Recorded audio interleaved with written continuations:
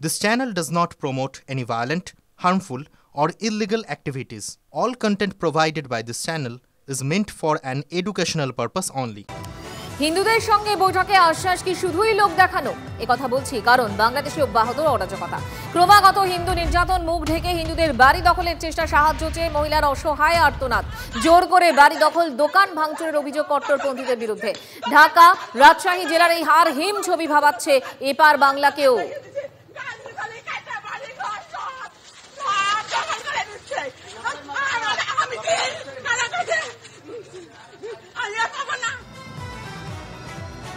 আপনারা দেখলেন সেই ছবি। বেছে বেছে বাড়ি ঘরদোর থেকে শুরু করে ধর্মীয় স্থানে আক্রমণ তো বটেই, চিকিৎসা ক্ষেত্রেও ওষুধের দোকান, চিকিৎসক, সেখানেও ভাঙচুর চালানো হলো।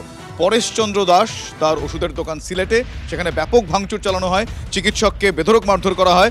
শুধু তাই নয়, এই গোটা বিষয়টার পর বিজেপির তরফ থেকে একটি ভিডিও, সেই ভিডিও বার্তায় বিজেপির তরফ থেকে জানানো হয় যে তোষণের রাজনীতির ফল কি হয় সেটা এই ধরনের ঘটনাগুলো দেখে বাংলা শিখুক। দেখছেন সেই ছবি আপনারা, কিভাবে তার দোকান ভাঙচুর চালানো হয়েছে। শুধু তাই নয়, চিকিৎসকদের বেধড়ক মারধর করা হয়। একটার পর একটা এই ধরনের ঘটনা সামনে নিয়ে আসছে বাংলাদেশের এই মুহূর্তের অস্থির পরিস্থিতি। আমার সহকর্মী প্রদীপ্ত এই মুহূর্তে আমার সঙ্গে রয়েছেন। প্রদীপ্ত, প্রথমত এই ছবি যা বার্তা দিচ্ছে, যা কথা বলছে, তা নতুন করে বলার অপেক্ষা রাখে না, কিন্তু এই ছবিকে সামনে রেখে বিজেপির তরফ থেকে একটা বার্তা গিয়েছে, ভিডিও বার্তা। সেখানে বলা হচ্ছে বাংলা শিক্ষা নিক, তোষণের রাজনীতি করলে কি ফল হয়। কি বলছেন তারা?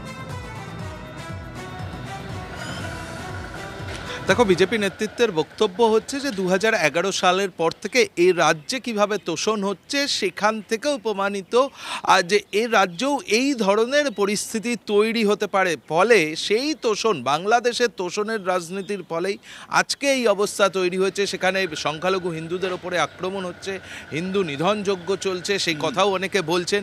সেই জায়গা থেকে এর রাজ্যেও যদি এখনই শিক্ষা না নেওয়া হয়, অর্থাৎ কোথাও গিয়ে বিজেপি তাদের যে রাজনৈতিক অবস্থান, হিন্দুত্বের অবস্থান, সেই বিষয়টিকে এই ধরনের ভিডিও তারা সামনে এনে তাকে আবার একবার তারা প্রমাণ করার চেষ্টা করছে এবং কোথাও সাধারণ মানুষকে বোঝাতে চাইছে যে এই যে তোষণের রাজনীতি, মমতা বন্দ্যোপাধ্যায়ের জমানায় মুসলিম তোষণ হয়েছে এবং তার ফল কিন্তু ইতিমধ্যেই সীমান্তবর্তী যে জেলাগুলো রয়েছে সেখানে পড়তে শুরু করেছে। এই দাবিও বঙ্গ বিজেপি নেতৃত্ব বারংবার করেছে এবং বাংলাদেশে, অর্থাৎ ওপার বাংলায় যে ঘটনা ঘটছে সেই ঘটনাগুলো থেকে এখনই যদি এপার বাংলার হিন্দুরা শিক্ষা না নেয়, তাহলে ভবিষ্যতে এই ধরনের শব্দবন্ধগুলো ব্যবহৃত হচ্ছে। আমি স্পেসিফিক্যালি জানতে চাইবো, তাহলে এই ভিডিও বার্তায় এই ঘটনাগুলোকে, এই নক্কারজনক ঘটনাগুলোকে সামনে রেখে এনে যদি শিক্ষা নিতে বলা হয়, তাহলে সেক্ষেত্রে কতটা সচেতন হতে বলা, কতটা এক প্রকার কোট আনকোট ভয় যে দেখো পরিস্থিতি এই জায়গায় যেতে পারে,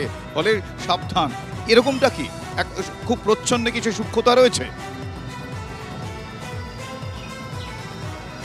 দেখো, সেই সূক্ষ্মতা অবশ্যই রয়েছে। তার কারণ বিজেপি নেতৃত্ব যে কথা বলছে যে দীর্ঘদিন ধরে আমরা এই কথা বলে আসছিলাম, কিন্তু এ রাজ্যের মিডিয়া, এ রাজ্যের সংবাদ মাধ্যম, এ রাজ্যের মানুষজন, প্রগতিশীল মানুষজন, তারা সেটাকে বিশ্বাস করছিল না।